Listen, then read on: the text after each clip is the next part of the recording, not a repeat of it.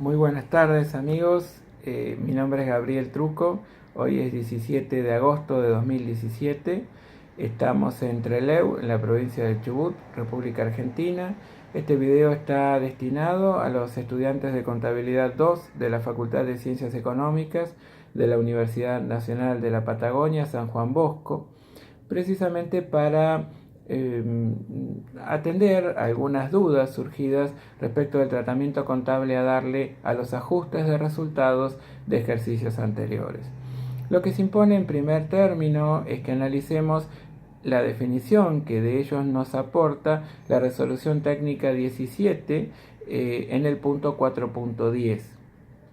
Allí la norma nos indica que un ajuste de resultados de ejercicios anteriores puede ser efectivamente necesario de registrar cuando se advierte la ocurrencia de un error de registración en el periodo inmediato anterior o en periodos anteriores, o bien cuando se pone en práctica o se implementa una nueva política contable, se aplica una nueva norma contable con efecto retroactivo.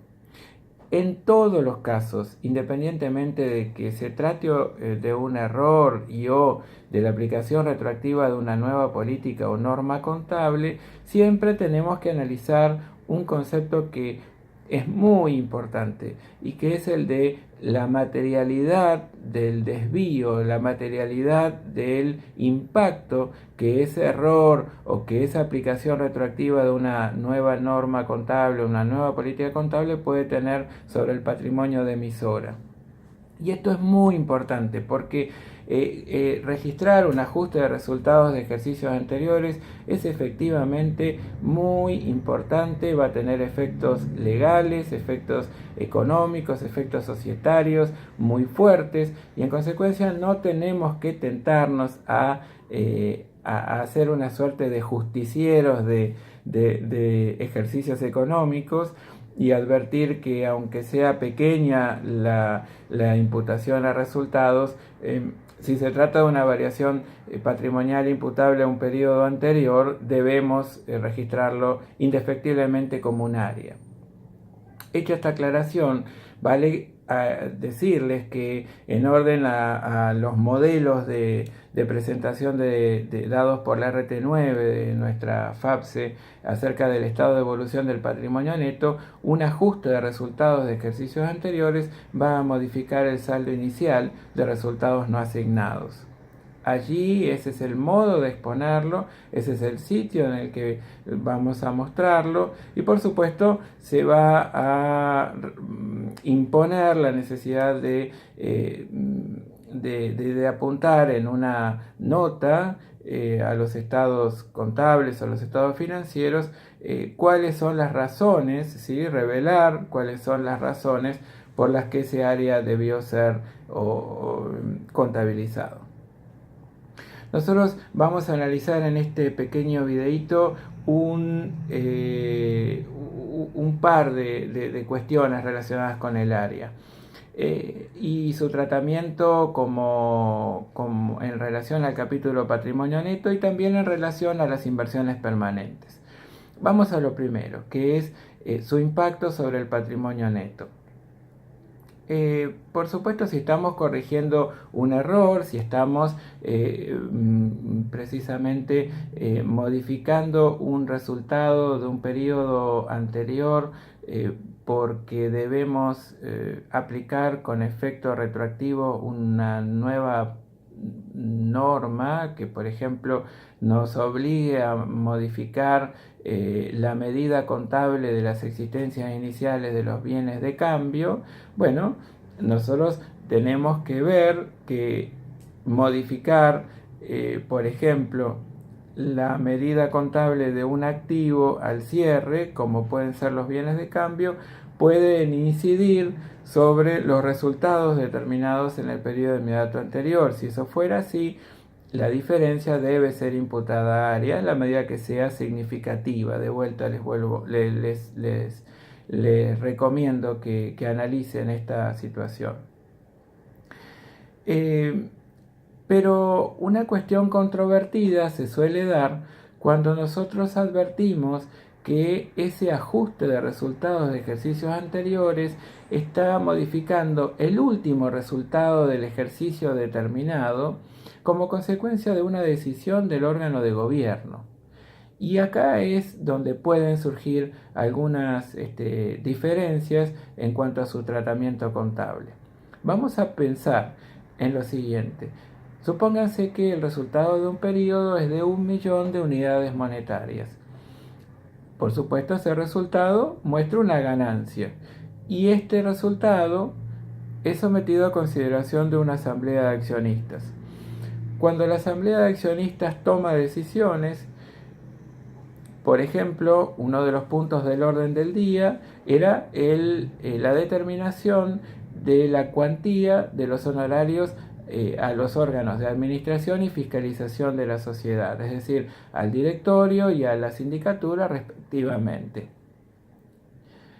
El órgano de administración, primario responsable de la emisión de un estado contable o de un estado financiero, había estimado y registrado con impacto de resultados un determinado monto de honorarios. Supónganse que había determinado un honorario de 100.000 pesos para el órgano directivo. Bueno, la decisión de la asamblea es que ese monto es insuficiente y que van a aprobar una remuneración de 150.000 unidades monetarias. En ese supuesto, analizamos que 50.000 unidades monetarias resulta un desvío significativo y reconociendo que debe incidir en resultados la remuneración del directorio por cuanto se trata de una función esencial para la empresa en marcha, bueno, notamos que ese resultado debe ser imputado al periodo durante el cual el directorio prestó servicios, es decir, debe modificar el resultado del ejercicio que precisamente está siendo sometido a consideración de la asamblea. Entonces, la asamblea, ¿cuál es el resultado que está trabajando? 1.000.000 o ahora que tomó esta decisión, 950.000. Vamos a acordar seguramente en que el resultado sobre el que está trabajando finalmente es un resultado de 950.000. Si así fuera, en el supuesto de tomar una decisión adicional, que por ejemplo sea que el 20% del resultado del ejercicio lo va a destinar al pago de dividendos en efectivo, ¿cuál es la cuantía de los dividendos en efectivo? ¿El 20% de 1.000.000 de unidades monetarias o el 20% de 950.000?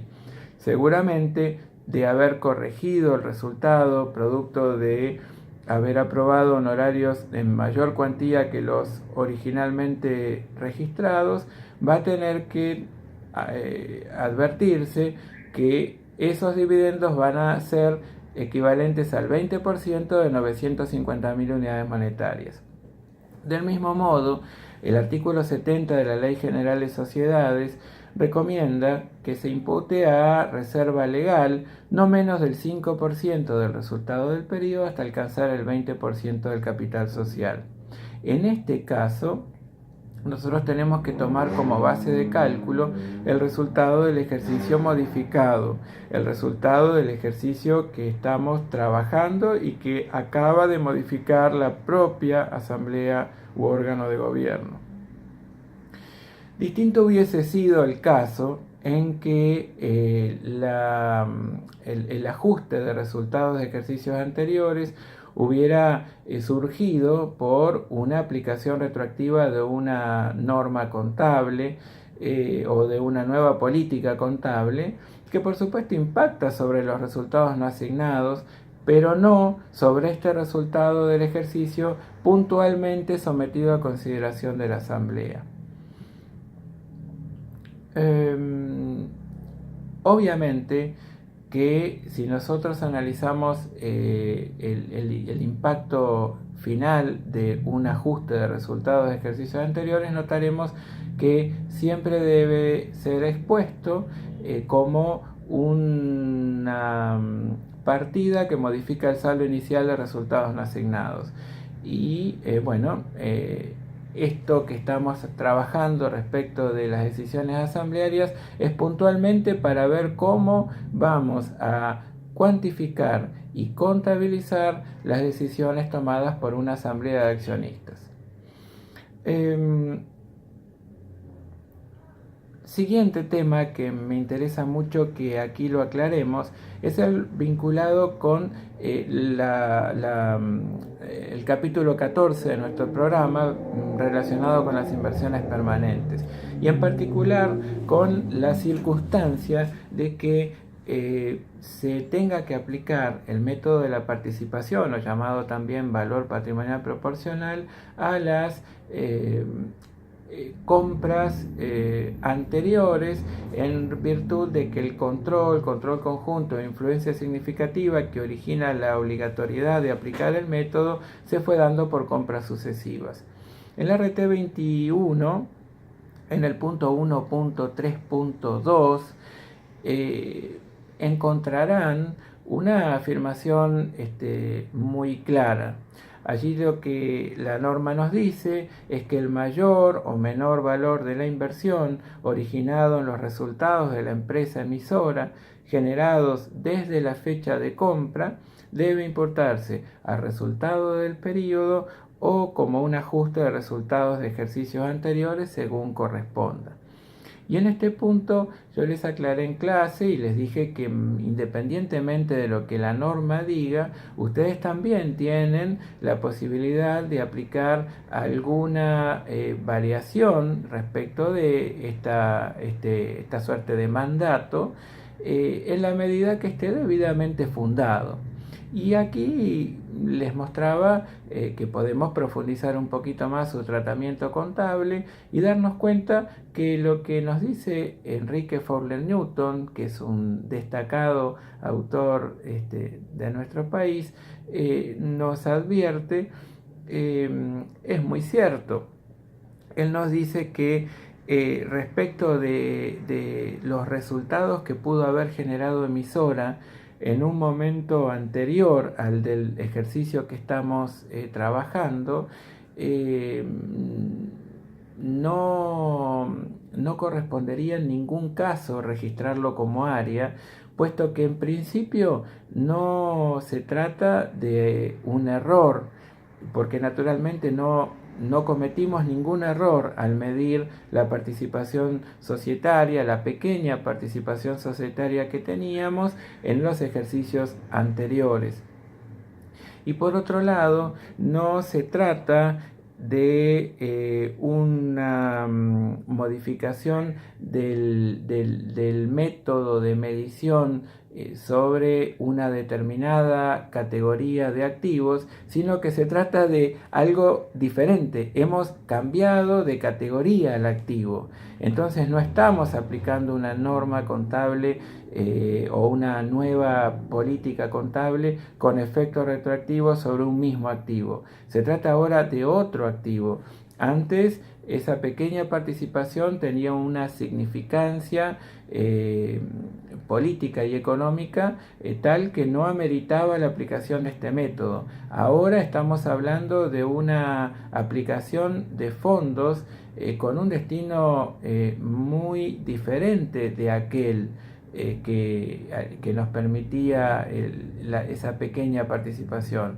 Ahora estamos incidiendo sobre las políticas de emisora gracias a nuestra situación de control conjunto de influencia significativa, de tal modo que sería poco razonable en orden a la definición de área y a las causas por las cuales podríamos llegar a registrar un área, imputarlo de esa manera. Pero esto simplemente es a modo de reflexión y para instarlos a que ustedes no tomen las normas como reglas estrictas, sino como marcos que les ayudan a resolver las cuestiones que se van presentando desde el punto de vista contable, ¿cierto? Pero que siempre permiten o dan un margen de acción para la aplicación del criterio profesional, que es justamente lo que torna tan atractivo y apasionante el ejercicio de nuestra profesión. Bueno, esperemos que esto los ayude, que les permita eh, resolver las dudas que sobre el particular se les pudo haber presentado, se les pudieron haber presentado hasta ahora. Y por supuesto a través del foro y del aula virtual seguimos permanentemente en contacto. Muchísimas gracias y será hasta pronto.